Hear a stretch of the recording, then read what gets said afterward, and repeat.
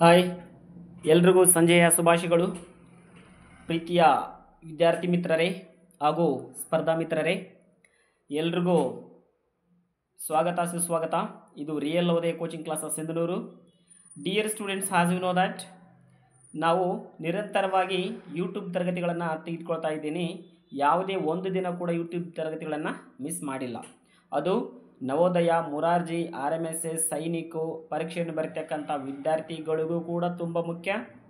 ಅದೇ ರೀತಿಯಾಗಿ ಈ ಒಂದು ಕಾಂಪಿಟೇಟಿವ್ ಎಕ್ಸಾಮ್ಸ್ಗೆ ಪ್ರಿಪರೇಷನ್ ಮಾಡ್ತಕ್ಕಂಥ ಒಂದು ಅಭ್ಯರ್ಥಿಗಳಿಗೂ ಕೂಡ ಭಾಳ ತುಂಬ ಬಹುಮುಖ್ಯವಾದಂಥ ಪ್ರಶ್ನೆಗಳನ್ನು ಈ ಒಂದು ಪ್ರತಿಯೊಂದು ತರಗತಿಯಲ್ಲಿ ನಾನು ನಿಮ್ಮ ಮುಖಾಂತರ ಈ ಒಂದು ಚಾನಲ್ ಮುಖಾಂತರ ಹಂಚ್ಕೊತಿದ್ದೀನಿ. ಎಸ್, ಇನ್ನೇನು ವಿಡಿಯೋನ ಸ್ಟಾರ್ಟ್ ಮಾಡೋಣ. ಎಸ್ ಸ್ಪರ್ಧಾ ಮಿತ್ರರೇ, ನಿಮಗೆಲ್ರಿಗೂ ಗೊತ್ತೇ ಇರುತ್ತೆ, ಕಂಟಿನ್ಯೂ ಆಗಿ ಕ್ಲಾಸಸ್ಗಳನ್ನು ತೆಗೆದುಕೊಳ್ತಾ ಇದ್ದೀವಿ ನಾವು. ಎಸ್, ಇವತ್ತಿನ ತರಗತಿ ಬಂದು ಯಾವ ಟಾಪಿಕ್ ಮೇಲಿದೆ ಸರ್ ಅಂತ ಹೇಳಿದ್ರೆ ಹೇಳ್ತೀನಿ. ಮೊದಲನೇ ಪ್ರಶ್ನೆ ನೋಡಿದಾಗ ನಿಮ್ಗೆ ಗೊತ್ತಾಗಿರುತ್ತಾ ಯಾವ ಕಂಟೆಂಟ್ ಮೇಲೆ ಇವತ್ತಿನ ತರಗತಿ ನಿಂತ್ಕೊಂಡಿದೆ ಅಂತೇಳಿ. ಎಸ್, ಇವತ್ತಿನ ಒಂದು ತರಗತಿ ಭಾರತೀಯ ಸಂವಿಧಾನ. ಭಾರತೀಯ ಸಂವಿಧಾನ ಅಂದಗಟ್ಟಲೆ ಅದರಲ್ಲಿ ಸುಮಾರು ಅಂಶಗಳು ಬರ್ತವೆ. ಮೂಲಭೂತ ಹಕ್ಕುಗಳು ಬರ್ತವೆ, ಮೂಲಭೂತ ಕರ್ತವ್ಯಗಳು ಬರ್ತವೆ, ಭಾಗಗಳು ಬರ್ತವೆ, ಹೌದಾ, ವಿಧಿಗಳು ಬರ್ತವೆ, ತಿದ್ದುಪಡಿಗಳು ಬರ್ತವೆ, ಫಂಡಮೆಂಟಲ್ ಡ್ಯೂಟೀಸ್ ಮೂಲಭೂತ ಕರ್ತವ್ಯಗಳು ಬರ್ತವೆ, ರಾಜ್ಯ ನಿರ್ದೇಶಕ ತತ್ವಗಳು ಬರ್ತವೆ. ಹಲವಾರು ಅಂಶಗಳನ್ನು ನಮ್ಮ ಭಾರತ ಸಂವಿಧಾನ ಒಳಗೊಂಡಿದೆ. ಆದರೆ ಆತ್ಮೀಯ ವಿದ್ಯಾರ್ಥಿ ಮಿತ್ರರೇ ಮತ್ತು ಸ್ಪರ್ಧಾ ಮಿತ್ರರೇ, ಈ ಒಂದು ತರಗತಿಯಲ್ಲಿ ನಾನು ಇವತ್ತು ಫಂಡಮೆಂಟಲ್ ರೈಟ್ಸ್, ಮೂಲಭೂತ ಹಕ್ಕುಗಳು, ಎಸ್, ಮೂಲಭೂತ ಹಕ್ಕುಗಳಿಗೆ ಸಂಬಂಧಪಟ್ಟಂತೆ ಏನು ಮಾಡ್ತಾ ಇದ್ದೀನಿ, ಒಂದು 10 ಬಹುಮುಖ್ಯವಾದಂಥ ಪ್ರಶ್ನೆಗಳನ್ನು ನಿಮ್ಮೊಂದಿಗೆ ನಾನು ಹಂಚ್ಕೊತಿದ್ದೀನಿ. ನೋಡ್ರಿ, ನೀವೆಲ್ಲ ನೋಡ್ತಾ ಇದ್ದೀರಾ. ಕ್ಲಾಸ್ 1ನೇ ಪ್ರಶ್ನೆ ಏನಿದೆ ಅಂತೇಳಿ, ಭಾರತೀಯ ಸಂವಿಧಾನದ ಯಾವ ಭಾಗವು ಮೂಲಭೂತ ಹಕ್ಕುಗಳನ್ನು ಒಳಗೊಂಡಿದೆ? ಎಸ್, ಭಾರತ ಸಂವಿಧಾನದಲ್ಲಿ ಸುಮಾರು 22 ಭಾಗಗಳು ಬರ್ತವೆ, ನಿಮಗೆಲ್ಲ ಗೊತ್ತೇ ಇದೆ. ಆ 22 ಭಾಗಗಳಲ್ಲಿ ಯಾವ ಭಾಗ ಈ ಒಂದು ಮೂಲಭೂತ ಹಕ್ಕುಗಳನ್ನು ಒಳಗೊಂಡಿದೆ ಅಂತೇಳಿ ನಮ್ಮ ಮೊದಲನೆಯ ಪ್ರಶ್ನೆ, ಇವತ್ತಿನ ತರಗತಿಯಲ್ಲಿ ಮೊದಲನೇ ಪ್ರಶ್ನೆ. ಎಸ್, ಯಾವ ಭಾಗ? ಆಯ್ಕೆಗಳು ಈ ರೀತಿಯಾಗಿದ್ದಾವೆ: ಭಾಗ 2, ಭಾಗ 3, ಭಾಗ 4, ಭಾಗ 5. ಎಸ್, ಇದಕ್ಕೆ ಸರಿಯಾದಂಥ ಉತ್ತರ ಭಾಗ 3, ಆಪ್ಷನ್ ಬಿ ಸರಿಯಾದಂಥ ಉತ್ತರ ಆಗಿರುತ್ತೆ. ಭಾಗ 3, ಆಪ್ಷನ್ ಬಿ ಸರಿಯಾದಂಥ ಉತ್ತರ. ಓಕೆ ಅಭ್ಯರ್ಥಿಗಳೇ, ನೆಕ್ಸ್ಟ್ ಮುಂದಿನ ಪ್ರಶ್ನೆಗೆ ಹೋಗೋಣ. ಮುಂದಿನ ಪ್ರಶ್ನೆ, ಎಸ್, ಇವತ್ತಿನ ತರಗತಿಯಲ್ಲಿ 2ನೇ ಪ್ರಶ್ನೆ ಇದಾಗಿರುತ್ತೆ. ಎಸ್, ಕೆಳಗಿನ ಯಾವ ಹಕ್ಕು ಮೂಲಭೂತ ಹಕ್ಕುಗಳ ವ್ಯಾಪ್ತಿಗೆ ಬರುತ್ತದೆ? ಸರ್ಕಾರದಿಂದ ಉದ್ಯೋಗ, ಎಲ್ರಿಗೂ ಗೌರ್ಮೆಂಟ್ ಜಾಬ್ ಕೊಡ್ತೀವಿ ಅಂತ ಹೇಳಿದೆ, ಇದೊಂದು ಮೂಲಭೂತ ಹಕ್ಕುನಾ? ಖಂಡಿತ ಅಲ್ಲ. ಇದು ಏನಲ್ಲ, ಮೂಲಭೂತ ಹಕ್ಕು ಖಂಡಿತ ಅಲ್ಲ. ಮತದಾನದ ಹಕ್ಕು, ಇದು ಮೂಲಭೂತ ಹಕ್ಕುನಾ? ಅಲ್ಲ. ಜೀವನ ಮತ್ತು ಸ್ವಾತಂತ್ರ್ಯದ ಹಕ್ಕು, ಇದು ಮೂಲಭೂತ ಹಕ್ಕುನಾ? ಆಸ್ತಿಯ ಸ್ವಾಮ್ಯ ಹಕ್ಕು, ಆಸ್ತಿ ಹಕ್ಕನ್ನು ತೆಗೆದುಹಾಕಿದ್ರು ಆಲ್ರೆಡಿ, ಇದು ಕೂಡ ಮೂಲಭೂತ ಹಕ್ಕಲ್ಲ. ಸ್ಪರ್ಧಾ ಮಿತ್ರರೇ ಮತ್ತು ಪ್ರೀತಿಯ ವಿದ್ಯಾರ್ಥಿಗಳೇ, ಇಲ್ಲಿ ಯಾವುದು ಮೂಲಭೂತ ಹಕ್ಕು ವ್ಯಾಪ್ತಿಗೆ ಬರುತ್ತದೆ ಅಂತ ಹೇಳಿದ್ರೆ ನಿಮಗೆ ಗೊತ್ತಿದೆ ನೋಡ್ರಿ, ಜೀವನ ಮತ್ತು ಸ್ವಾತಂತ್ರ್ಯದ ಹಕ್ಕು ಏನಿದೆಯಲ್ಲ, ಇದು ಏನಂತ ಹೇಳಿದ್ರೆ ಮೂಲಭೂತ ಹಕ್ಕುಗಳ ವ್ಯಾಪ್ತಿಗೆ ಬರುತ್ತದೆ. ಜೀವನ ಮತ್ತು ಸ್ವಾತಂತ್ರ್ಯದ ಹಕ್ಕು ಏನಿದೆಯಲ್ಲ, ಅದು ಒಂದು ಮೂಲಭೂತ ಹಕ್ಕುಗಳ ವ್ಯಾಪ್ತಿಗೆ ಒಳಪಡುತ್ತೆ. ನೆಕ್ಸ್ಟ್ ಮುಂದಿನ ಪ್ರಶ್ನೆ ನೋಡೋಣ.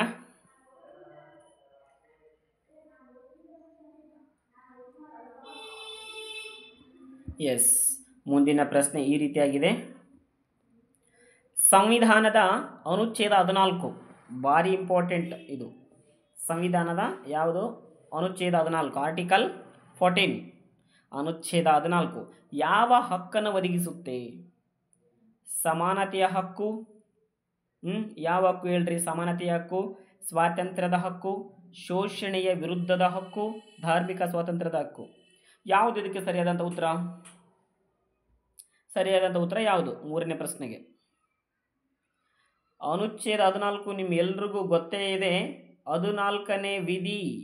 ಎಸ್, 14ನೇ ವಿಧಿ ಏನಿದೆ ಅಂತ ಹೇಳಿದ್ರೆ ಇದು ನಿಮಗೆಲ್ರಿಗೂ ಗೊತ್ತೇ ಇದೆ.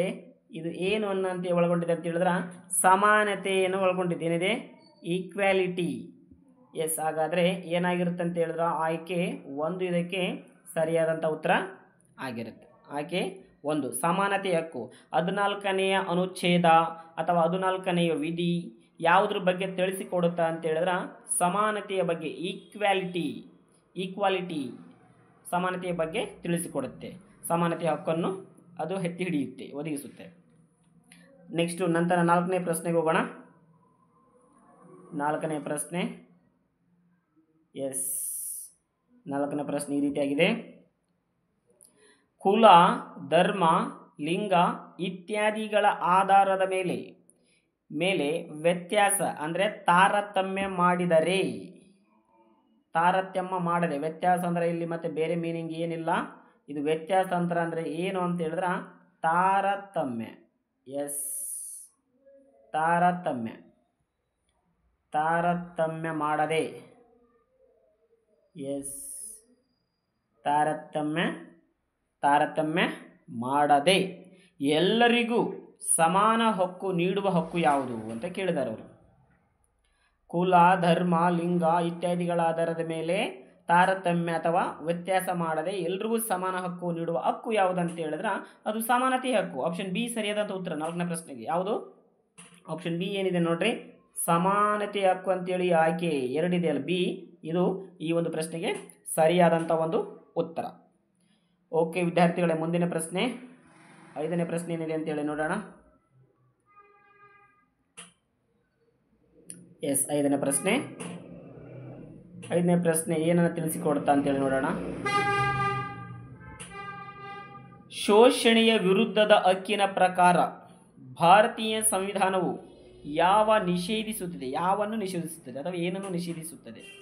ಶೋಷಣೆಯ ವಿರುದ್ಧದ ಹಕ್ಕಿನ ಪ್ರಕಾರ ಭಾರತೀಯ ಸಂವಿಧಾನವು ಏನನ್ನು ನಿಷೇಧಿಸುತ್ತೆ? ಬಾಲ್ಯ ವಿವಾಹ, ಎಸ್, ಜಾತಿಗಳ ಅಸಮಾನತೆ, ಬದಲಿ ಕೆಲಸ, ಮತಾಂತರ. ಯಾವುದನ್ನು ನಿಷೇಧ ಮಾಡುತ್ತೆ? ಇಲ್ಲಿ ಶೋಷಣೆಯ ವಿರುದ್ಧ ಅಂತ ಕೇಳಿದ್ರೆ ಶೋಷಣೆಯ ವಿರುದ್ಧ. 5ನೇ ಪ್ರಶ್ನೆಗೆ ಯಾವುದು ಸರಿಯಾದ ಉತ್ತರ ನೋಡ್ರಿ. ಇಲ್ಲಿ 5ನೇ ಪ್ರಶ್ನೆಗೆ ಸರಿಯಾದಂಥ ಉತ್ತರ ಯಾವುದು ಅಂತ ಹೇಳಿದ್ರೆ ಇಲ್ಲಿ ಆಪ್ಷನ್ ಸಿ ಇದೆ ನೋಡ್ರಿ. ಏನಿದೆ? ಬದಲಿ ಕೆಲಸ. ಎಸ್, ಬದಲಿ ಕೆಲಸ ಅಥವಾ ಬಳಲಿಕೆ ಶ್ರಮ ಶೋಷಣೆಯ ವಿರುದ್ಧದ ಹಕ್ಕಿನ ಪ್ರಕಾರ.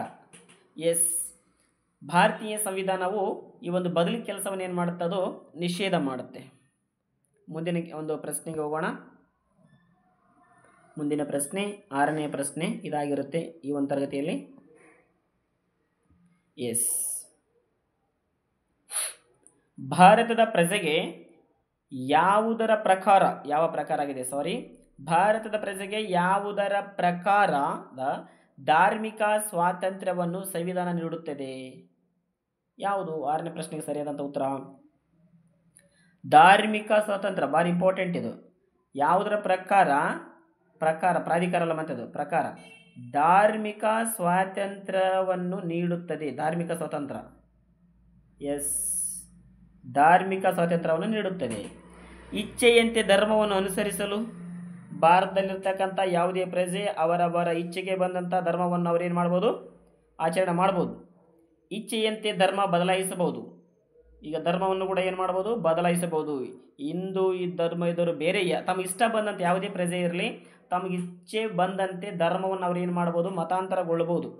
ಒಂದು ಧರ್ಮದಿಂದ ಇನ್ನೊಂದು ಧರ್ಮಕ್ಕೆ ಅವ್ರು ಏನು ಮಾಡ್ಬೋದು? ಬದಲಾಯಿಸ್ಬೋದು. ಇಚ್ಛೆಯಂತೆ ಧಾರ್ಮಿಕ ಪ್ರಸಾರ ಮಾಡಲು ತಮ್ಗೆ ಇಷ್ಟ ಬಂದಂಥ ಧರ್ಮವನ್ನು ಅವ್ರು ಏನು ಮಾಡ್ಬೋದು? ಪ್ರಚಾರ ಮಾಡ್ಬೋದು. ನೀವು ಆ ಧರ್ಮಕ್ಕೆ ಯಾಕೆ ಪ್ರಚಾರ ಮಾಡ್ತಾರೆ, ಈ ಧರ್ಮನ ಯಾಕೆ ಪ್ರಚಾರ ಮಾಡಲ್ಲ ಅಂತೇಳಿ ಯಾರು ಕೇಳೋಂಗಿಲ್ಲ. ಅವರವರ ಧರ್ಮ ಅವ್ರಿಗೆ ಮನಸ್ಸಿಗೆ ಬಂದಂಥ ಧರ್ಮವನ್ನು ಸೇರ್ಬೋದು. ಅವ್ರಿಗೆ ಮನಸ್ಸಿಗೆ ಬಂದಂಥ ಧರ್ಮವನ್ನು ಪ್ರಚಾರ ಮಾಡಬಹುದು. ಅವ್ರಿಗೆ ಮನಸ್ಸಿಗೆ ಬಂದಂಥ ಒಂದು ಧರ್ಮವನ್ನು ಏನು ಮಾಡ್ಬೋದು? ಅನುಸರಿಸಬಹುದು. ಅದನ್ನು ಯಾರು ಕೂಡ ಪ್ರಶ್ನೆ ಮಾಡೋಕ್ಕೆ ರೈಟ್ಸ್ ಇಲ್ಲ. ಅದು ಅವರವರ ವೈಯಕ್ತಿಕ ವಿಚಾರ. ಅವರವರ ಒಂದು ದಟ್ ಈಸ್ ಇಂಡಿವಿಜುವಲ್, ಅದೇನು ಬರುತ್ತೆ ಅವರು ಪರ್ಸ್ನಲ್, ಅದು ಹೌದಾ, ಅವರೊಂದು ವೈಯಕ್ತಿಕ ವಿಚಾರವಾಗಿರುತ್ತೆ. ಅದನ್ನು ಯಾರು ಕೂಡ ಕಿತ್ತಿಕೊಳ್ಳಲಿಕ್ಕೆ ಬರೋಂಥದ್ದು. ಅವರವರ ವೈಯಕ್ತಿಕವಾಗಿ ಅವ್ರು ಏನಾದರೂ ಮಾಡ್ಬೋದು, ಯಾವ ಧರ್ಮವನ್ನು ಸೇರ್ಬೋದು, ಯಾವುದನ್ನು ಪ್ರಚಾರ ಮಾಡ್ಬೋದು. ಓಕೆ ವಿದ್ಯಾರ್ಥಿಗಳು, ಇದರಲ್ಲಿ ಭಾರತದ ಪ್ರಜೆಗೆ ಯಾವುದರ ಪ್ರಕಾರ ಯಾವನ್ನು ಪ್ರಕಾರದ ಧಾರ್ಮಿಕ ಸ್ವಾತಂತ್ರ್ಯವನ್ನು ಸಂವಿಧಾನ ನೀಡುತ್ತದೆ ಅಂತ ಹೇಳಿದ್ರೆ ಈ ಮೇಲಿನ ಎಲ್ಲವೂ ಕೂಡ ಏನಿದಕ್ಕೆ ಸರಿಯಾದ ಉತ್ತರ ಇಚ್ಛೆಯಂತೆ ಧರ್ಮವನ್ನು ಅನುಸರಿಸಬಹುದು, ಇಚ್ಛೆಯಂತೆ ಧರ್ಮವನ್ನು ಬದಲಿಸಬಹುದು, ಇಚ್ಛೆಯಂತೆ ಧಾರ್ಮಿಕ ಪ್ರಸಾರ ಮಾಡಬಹುದು, ಧಾರ್ಮಿಕ ಅಂದರೆ ಧರ್ಮವನ್ನು ಪ್ರಸಾರ ಮಾಡಬಹುದು. ಆಯ್ಕೆಗಳು ಎಲ್ಲವಷ್ಟು ಸರಿಯಾಗಿದ್ದಾವೆ ಅದರಲ್ಲಿ. ಮುಂದಿನ ಪ್ರಶ್ನೆಗೆ ಹೋಗೋಣ. ಮುಂದಿನ ಪ್ರಶ್ನೆ ಈ ರೀತಿಯಾಗಿದೆ. ಶಿಕ್ಷಣ ಮತ್ತು ಸಾಂಸ್ಕೃತಿಕ ಹಕ್ಕುಗಳ ಪ್ರಕಾರ educational and cultural rights according to the ಶಿಕ್ಷಣ ಮತ್ತು ಸಾಂಸ್ಕೃತಿಕ ಹಕ್ಕುಗಳ ಪ್ರಕಾರ ಬಾಲಕ ಮತ್ತು ಬಾಲಕಿಯರಿಗೆ ಬಾಲಕ ಮತ್ತು ಬಾಲಕಿಯರಿಗೆ ಓಕೆ ಯಾವವರಿಗೆ ಉಚಿತ ಶಿಕ್ಷಣವನ್ನು ಒದಗಿಸುತ್ತೆ ಅಂತ ಕೇಳಾರ. ಬಾಲಕ ಮತ್ತು ಬಾಲಕಿಯರಿಗೆ ಯಾವ ಒಂದು ವಯಸ್ಸಿನವರೆಗೆ ಉಚಿತ ಶಿಕ್ಷಣವನ್ನು ಒದಗಿಸುತ್ತೆ? 10ನೇ ತರಗತಿ ತನಕ ಒದಗಿಸುತ್ತಾ, 6ನೇ ತರಗತಿ ತನಕ ಒದಗಿಸುತ್ತಾ, 8ನೇ ತರಗತಿ ತನಕ ಒದಗಿಸುತ್ತಾ, ಅಥವಾ 14ನೇ ವಯಸ್ಸು ಪ್ರಾಥಮಿಕ ಶಿಕ್ಷಣನ? ಎಸ್, ಇದಕ್ಕೆ ಸರಿಯಾದಂಥ ಉತ್ತರ ನಿಮ್ಗೆಲ್ರಿಗೂ ಗೊತ್ತೇ ಇದೆ. ಏನಂತ ಹೇಳಿದ್ರೆ 14ನೆಯ ವಯಸ್ಸು ಪ್ರಾಥಮಿಕ ಶಿಕ್ಷಣ ಅಂತೇಳಿ ಇದನ್ನು ಏನು ಮಾಡುತ್ತಾ ಇದು ಶಿಕ್ಷಣ ಮತ್ತು ಸಾಂಸ್ಕೃತಿಕ ಹಕ್ಕುಗಳ ಪ್ರಕಾರ ಇದನ್ನು ಭಾರತ ಸಂವಿಧಾನ ನಮಗೆ ಒದಗಿಸುತ್ತೆ. ಅದು ಬಾಲಕ ಮತ್ತು ಬಾಲಕಿಯರಿಗೆ ಈ ಒಂದು ಶಿಕ್ಷಣವನ್ನು ಒದಗಿಸುತ್ತೆ. ಓಕೆ, ಮುಂದಿನ ಪ್ರಶ್ನೆಗೆ ಹೋಗೋಣ. ಪ್ರಶ್ನೆ 8ನೇ ಪ್ರಶ್ನೆ. ಇಂದಿನ ಅನ್ವಯದಲ್ಲಿ ಮೂಲಭೂತ ಹಕ್ಕುಗಳ ಉಲ್ಲಂಘನೆಯ ವಿರುದ್ಧದ ಮೂಲಭೂತ ಹಕ್ಕುಗಳ ಭಾರಿ ಪ್ರಮುಖವಾಗಿದೆ ನೋಡ್ರಿ. ಮೂಲಭೂತ ಹಕ್ಕುಗಳ ಉಲ್ಲಂಘನೆಯ ವಿರುದ್ಧದ ಪ್ರಜೆಗೆ ಸಿಗುವ ರಕ್ಷಣಾ ಹಕ್ಕು ಯಾವುದು? ಸಪೋಸ್ ಈಗ ನನ್ನ ಮೂಲಭೂತ ಹಕ್ಕುಗಳನ್ನು ಕಿತ್ತಿಕೊಂಡ್ರೆ ನಾನು ಯಾವ ರೀತಿಯಾಗಿ ನನ್ನ ಮೂಲಭೂತ ಹಕ್ಕುಗಳನ್ನು ಪಡೆದುಕೊಳ್ಳಬಹುದು? ವಿರುದ್ಧ ಪ್ರಜೆಗೆ ಸಿಗುವ ರಕ್ಷಣಾ ಹಕ್ಕು ಯಾವುದು? ಸರ್ಕಾರದ ಮೇಲ್ಮನವಿ ಸಲ್ಲಿಸುವ ಹಕ್ಕು. ಸರ್ಕಾರಕ್ಕೆ ನಾನು ಏನಾದರೂ ಮೇಲ್ಮನವಿ ಸಲ್ಲಿಸಬೇಕಾ? ನ್ಯಾಯಾಲಯದಲ್ಲಿ ರಿಟ್ ಹಾಕುವುದಕ್ಕ, ನ್ಯಾಯಾಲಯದಲ್ಲಿ ಕೋರ್ಟಲ್ಲಿ ಏನು ಮಾಡ್ಬೋದು? ರಿಟ್ ಅರ್ಜಿ ಹಾಕುವುದು. ಪ್ರೆಸ್ ಮೂಲಕ ಆಕ್ಷೇಪಣೆ ಮಾಡುವ ಹಕ್ಕು, ಲೋಕಾಯುಕ್ತಗೆ ದೂರು ಸಲ್ಲಿಸುವ ಹಕ್ಕು. ಇದರಲ್ಲಿ ನಾನು ಏನು ಮಾಡಬೇಕು? ಈಗ ನನ್ನ ಮೂಲಭೂತ ಹಕ್ಕುಗಳಿಗೆ ಚ್ಯುತಿ ಬಂದಾಗ, ಮೂಲಭೂತ ಅಂದರೆ ಫಂಡಮೆಂಟಲ್ ರೈಟ್ಸ್ಗೆ ನಮ್ಮ ಒಂದು ಮೂಲಭೂತ ಹಕ್ಕುಗಳಿಗೆ ಚ್ಯುತಿ ಬಂದಾಗ ನಾವೇನು ಮಾಡಬೇಕು? ನಾವು ನಮ್ಮ ಮೂಲಭೂತ ಹಕ್ಕುಗಳನ್ನು ರಕ್ಷಣೆ ಮಾಡ್ಕೋಬೇಕಂದ್ರೆ ಏನು ಮಾಡಬೇಕು ಅಂತ ಹೇಳಿದಕ್ಕೆ ಸರಿಯಾದ ಉತ್ತರ ನ್ಯಾಯಾಲಯದಲ್ಲಿ ರಿಟ್ ಅರ್ಜಿಯನ್ನು ಹಾಕಬೇಕು. ಇದು ಇದಕ್ಕೆ ಸರಿಯಾದಂಥ ಉತ್ತರ ಆಗಿರುತ್ತೆ. ಮುಂದಿನ ಪ್ರಶ್ನೆಗೆ ಹೋಗೋಣ. 9ನೇ ಪ್ರಶ್ನೆ, 9ನೇ ಪ್ರಶ್ನೆ ನೋಡ್ರಿ. ಭಾರತೀಯ ಸಂವಿಧಾನದ ಪ್ರಕಾರ ವಾಗ್ಮತೆ ಅಂದ್ರೆ ಮಾತನಾಡುವುದು ವಾಗ್ಮತೆ ಅಂತ ಹೇಳಿದ್ರೆ ಇಲ್ಲಿದೇನು ಅಭಿವ್ಯಕ್ತಿ ಸ್ವಾತಂತ್ರ್ಯ ಅಂತ ಕರಿತಾ ಇದ್ದಕ್ಕೆ. ವಾಗ್ಮತೆಯ ಸ್ವಾತಂತ್ರ್ಯ ಅಂದರೂ ಒಂದೇ, ಅಭಿವ್ಯಕ್ತಿ ಸ್ವಾತಂತ್ರ್ಯ ಅಂದರೂ ಕೂಡ ಒಂದೇ. ಅಭಿವ್ಯಕ್ತಿ ಸ್ವಾತಂತ್ರ್ಯ ಅಂದರೂ ಕೂಡ ಒಂದೇ. ಅಭಿವ್ಯಕ್ತಿ ಸ್ವಾತಂತ್ರ್ಯ ಅಂದರೂ ಕೂಡ ಒಂದೇ. ಭಾರತೀಯ ಸಂವಿಧಾನದ ಪ್ರಕಾರ ವಾಗ್ಮತೆಯ ಸ್ವಾತಂತ್ರ್ಯ ಯಾವ ಪ್ರಕಾರದ ಹಕ್ಕಿಗೆ ಒಳಪಟ್ಟಿದೆ ಅಂತ ಕೇಳ್ತಾರೆ ಅವರು. ಈಗ ಒಂದು ಏನಂತ ಹೇಳಿದ್ರೆ ಅರ್ಥ, ಅಭಿವ್ಯಕ್ತಿ ಸ್ವಾತಂತ್ರ್ಯ ಯಾವ ಹಕ್ಕಿನ ಪ್ರಕಾರಕ್ಕೆ ಅಥವಾ ಯಾವ ಪ್ರಕಾರದ ಹಕ್ಕಿಗೆ ಒಳಪಟ್ಟಿದೆ? ಸಾಮಾಜಿಕ ಮತ್ತು ಆರ್ಥಿಕ ಹಕ್ಕು, ರಾಜಕೀಯ ಹಕ್ಕು, ಮೂಲಭೂತ ಹಕ್ಕು, ಸಂವಿಧಾನಿಕ ಹಕ್ಕು. ಯಾವುದು ಇದರಲ್ಲಿ? 9ನೇ ಪ್ರಶ್ನೆಗೆ ಸರಿಯಾದ ಉತ್ತರ ಅಭಿವ್ಯಕ್ತಿ ಸ್ವಾತಂತ್ರ್ಯ. ನಮ್ಮ ಒಂದು ವಿಚಾರವನ್ನು ಮಂಡಿಸ್ತಕ್ಕಂಥ ಹಕ್ಕು ಯಾವ ಪ್ರಕಾರದ ಹಕ್ಕಿಗೆ ಒಳಪಟ್ಟಿದೆ ಅಂತ ಹೇಳಿದ್ರೆ ಇದು ನಮ್ಮ ಮೂಲಭೂತ ಹಕ್ಕು. ಏನಿದು? ಇದು ನಮ್ಮ ಮೂಲಭೂತ ಹಕ್ಕು. ಭಾರತದಲ್ಲಿರ್ತಕ್ಕಂಥ ಪ್ರತಿಯೊಬ್ಬ ಪ್ರಜೆಯು ಕೂಡ ತನ್ನ ಒಂದು ವಿಷಯವನ್ನು, ತನ್ನ ಒಂದು ಅಭಿವ್ಯಕ್ತಿಯನ್ನು ಮಂಡಿಸಬಹುದು, ಪ್ರಶ್ನಿಸಬಹುದು. ಅದನ್ನು ಯಾರು ಕೂಡ ಕೇಳುವಂತಿಲ್ಲ.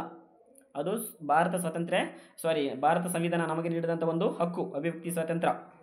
ರೈಟ್, ಮುಂದಿನ ಪ್ರಶ್ನೆಗೆ ಹೋಗೋಣ. ಈ ಒಂದು ಅವಧಿಯಲ್ಲಿ ಕೊನೆಯ ಪ್ರಶ್ನೆ ಇದಾಗಿದೆ. ತುರ್ತು ಪರಿಸ್ಥಿತಿಯ ಸಮಯದಲ್ಲಿ ಕೆಳಗಿನ ಯಾವ ಮೂಲಭೂತ ಹಕ್ಕುಗಳನ್ನು ಅಮಾನತುಗೊಳಿಸಲಾಗಬಹುದು? ಜೀವನೆಯ ಹಕ್ಕು, ಸಮಾನತೆಯ ಹಕ್ಕು, ಸ್ವಾತಂತ್ರ್ಯ ಹಕ್ಕು, ಎಲ್ಲ ಹಕ್ಕು. ಯಾವುದು ಇದಕ್ಕೆ ಸರಿಯಾದ ಉತ್ತರ? ಯಾವ ಮೂಮೆಂಟ್ ಕೇಳ್ಯಾರ ನೋಡ್ರಿ. ತುರ್ತು ಪರಿಸ್ಥಿತಿ ಅಂತ ಕೇಳ್ಯಾರ ಅವರು. ತುರ್ತು ಪರಿಸ್ಥಿತಿ ಸಮಯದಲ್ಲಿ, ಎಮರ್ಜೆನ್ಸಿಯಲ್ಲಿ, ಈ ಒಂದು ತುರ್ತು ಪರಿಸ್ಥಿತಿಯ ಸಮಯದಲ್ಲಿ ಕೆಳಗಿನ ಯಾವ ಮೂಲಭೂತ ಹಕ್ಕುಗಳನ್ನು ಅಮಾನತುಗೊಳಿಸಲಾಗಬಹುದು? ಜೀವನ ಹಕ್ಕನ್ನು ಅಮಾನತುಗೊಳಿಸ್ಬೋದಾ? ಸಮಾನತೆ ಹಕ್ಕನ್ನು ಅಮಾನತುಗೊಳಿಸ್ಬೋದಾ? ಯಾವುದು ಸರಿಯಾದಂಥ ಉತ್ತರ? ಯಾವುದು ಸರಿಯಾದಂಥ ಉತ್ತರ ಇದಕ್ಕೆ ಸರಿಯಾದಂಥ ಉತ್ತರ ಯಾವುದಂತ ಹೇಳಿದ್ರೆ ಸ್ವಾತಂತ್ರ್ಯದ ಹಕ್ಕು. ತುರ್ತು ಪರಿಸ್ಥಿತಿಯ ಸಂದರ್ಭದಲ್ಲಿ ಸ್ವಾತಂತ್ರ್ಯದ ಹಕ್ಕನ್ನು ಏನು ಮಾಡ್ಬೋದು? ಅಮಾನತುಗೊಳಿಸಲಾಗಬಹುದು. ಇದಕ್ಕಿದು ಸರಿಯಾದಂಥ ಉತ್ತರ. ಆತ್ಮೀಯ ವಿದ್ಯಾರ್ಥಿಗಳೇ ಹಾಗೂ ಸ್ಪರ್ಧಾ ಮಿತ್ರರೇ, ಈ ಒಂದು ವಿಡಿಯೋ ನಿಮಗೆಲ್ಲರಿಗೂ ನನಗನ್ನಿಸಿದ ಮಟ್ಟಿಗೆ ಭಾಳ ಹೆಲ್ಪ್ಫುಲ್ ಆಗಿದೆ ಅಂತೇಳಿ ಭಾವಿಸ್ತೀನಿ ನಾನು. ಈ ಒಂದು ವಿಡಿಯೋ ನಿಮಗೆಲ್ಲರಿಗೂ ಕೂಡ ಭಾಳ ಪ್ರಮುಖವಾಗಿ ಇಂಪಾರ್ಟೆಂಟ್ ಅಂತ ಅಂದ್ಕೊಂಡಿದ್ದೀರಿ ಅಂಥೇಳಿ ಈ ಒಂದು 10 ಪ್ರಶ್ನೆಗಳನ್ನು ನಿಮ್ಮ ಮುಂದೆ ಇವತ್ತು ನಾನು ಹಂಚ್ಕೊಂಡಿದ್ದೀನಿ. ಮುಂದಿನ ತರಗತಿಯಲ್ಲಿ ಏನು ಮಾಡೋಣ, ಇನ್ನಷ್ಟು ಪ್ರಶ್ನೆಗಳನ್ನು ಕೂಡ ತರೋಣ. ಇಲ್ಲದೆ ನೋಡಿರಿ, ಇದು ನನ್ನ ಕಾಂಟ್ಯಾಕ್ಟ್ ನಂಬರು 7829941303. ಇದು ನನ್ನ ಕಾಂಟ್ಯಾಕ್ಟ್ ನಂಬರು. ಈಗಾಗಲೇ ನಮ್ಮ ಒಂದು ಕೋಚಿಂಗ್ ಕ್ಲಾಸಸ್ನಲ್ಲಿ ಆಫ್ಲೈನ್ ಕ್ಲಾಸಸ್ಗಳಿಗೆ ಅಡ್ಮಿಷನ್ಸ್ ನಡೀತಾ ಇದ್ದಾವೆ. ಯಾವೆಲ್ಲ ಮಕ್ಕಳು 3ನೇ ಕ್ಲಾಸು, 4ನೇ ಕ್ಲಾಸು, 5ನೇ ಕ್ಲಾಸ್ ಮಕ್ಕಳಿದ್ದೀರಿ, ನಿಮಗೆ ರೆಗ್ಯುಲರಾಗಿ ಒಂದು ವರ್ಷ ಪೂರ್ತಿ ನವೋದಯ, ಸೈನಿಕ, ಮೊರಾರ್ಜಿ, RMSA, ಅಳಿಕೆ ಮುಂತಾದ ಒಂದು ವಸತಿ ಶಾಲೆಗಳಿಗೆ ಪ್ರವೇಶ ಏನಾದರೂ ಬೇಕಾದರೆ ಈ ಒಂದು ನನ್ನ ನಂಬರ್ಗೆ ಕರೆ ಮಾಡೋದ್ರ ಮುಖಾಂತರ ನಿಮ್ಮ ಅಡ್ಮಿಷನನ್ನು ಮಾಡಿಸ್ರಿ. ಇನ್ನೇನು ಕೆಲವೇ ದಿನಗಳಲ್ಲಿ ಏಪ್ರಿಲ್ 1ರಂದು ನಮ್ಮ ಬೇಸಿಗೆ ತರಬೇತಿ ಶಿಬಿರದ ತರಗತಿಗಳು ಸ್ಟಾರ್ಟ್ ಆಗ್ತವೆ. ಓಕೆ, ಎಲ್ರಿಗೂ ನಮಸ್ಕಾರ. ಮುಂದಿನ ಒಂದು ಅವಧಿಯಲ್ಲಿ ಕಾಣಿಸ್ಕೊತೀನಿ. ಎಲ್ರಿಗೂ ನಮಸ್ತೆ.